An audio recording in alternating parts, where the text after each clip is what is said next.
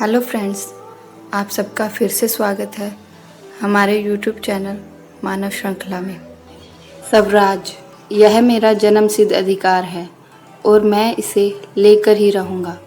ये वाक्य आज के नहीं हैं, मगर इसको पढ़ने और सुनने के बाद हर बार इस वाक्य को कहने वाले बाल गंगाधर तिलक की याद आ ही जाती है।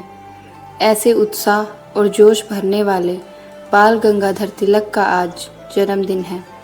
बाल गंगाधर तिलक को लोकमान्य तिलक के नाम से भी जाना जाता है। लोकमान्य का शीर्षक भी इन्हीं को दिया गया था। लोकमान्य का अर्थ है लोगों द्वारा स्वीकृत किया गया नेता। लोकमान्य के अलावा इनको हिंदू राष्ट्रवाद का पिता भी कहा जाता है। अंग्रेजों के कुशासन से भारत को स्वतंत्रता दिलाने वाले महान क्रांतिकारियों में बाल गंगाधर तिलक भी थे। एक स्वतंत्रता सेनानी होने के साथ ही उन्हें भारतीय समाज सुधारक, शिक्षक, वकील और भारतीय इतिहास, संस्कृत, हिंदू धर्म, गणित और खगोल विज्ञान के ज्ञाता होने का गौरव भी प्राप्त था। अगर आज मुंबई में मनाए जाने वाले गणपति उत्सव की बात करते हैं तो यह वही उत्सव है जिसने अंग्रेजों के खिलाफ जन आंदोलन खड़ा करने में अहम भूमिका निभाई थी। उस वक्त जाति और संप्रदायों में बटे समाज को एक बनाने के लिए इस गणेश उत्सव को मनाया गया था। इस उत्सव को मनाने में बाल गंगाधर तिलक ने अहम भूमिका निभाई थी। इसके साथ साथ धीरे धीरे यह उत्सव आज़ादी की एक मिसाल बन गया।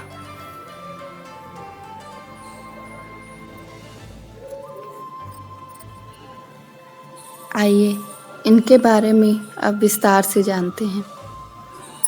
बाल गंगाधर तिलक का जन्म 23 जुलाई 1856 को महाराष्ट्र के रत्नागिरी के एक ब्राह्मण परिवार में हुआ था। उनके पिता का नाम श्री गंगाधर रामचंद्र तिलक व माता का नाम पार्वती बाई था। बचपन से ही बाल गंगाधर तिलक को पढ़ने लिखने का बहुत शौक था। वे आधुनिक कॉलेज शिक्षा में पाने वाली पहली भारतीय पीढ़ी में थे।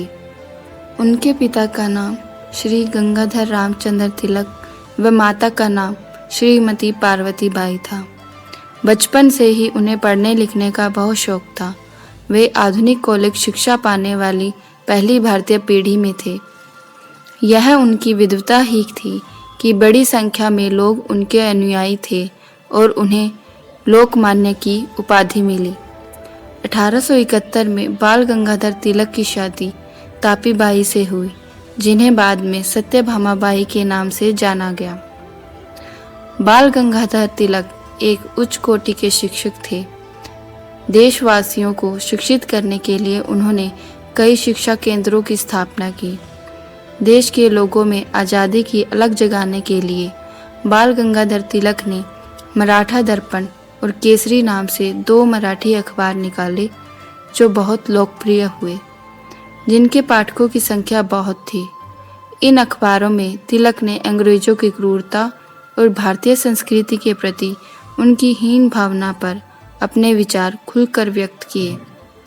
उन्होंने ब्रिटिश वस्तुओं के बहिष्कार के लिए एक बड़ा देशव्यापी आंदोलन चलाया। तिलक अन्याय के घोर विरोधी थे। अंग्रेजों के खिलाफ अखबारों के जरिए आवाज़ उठाने के कारण उन्हें कई बार जेल भी जाना पड़ा।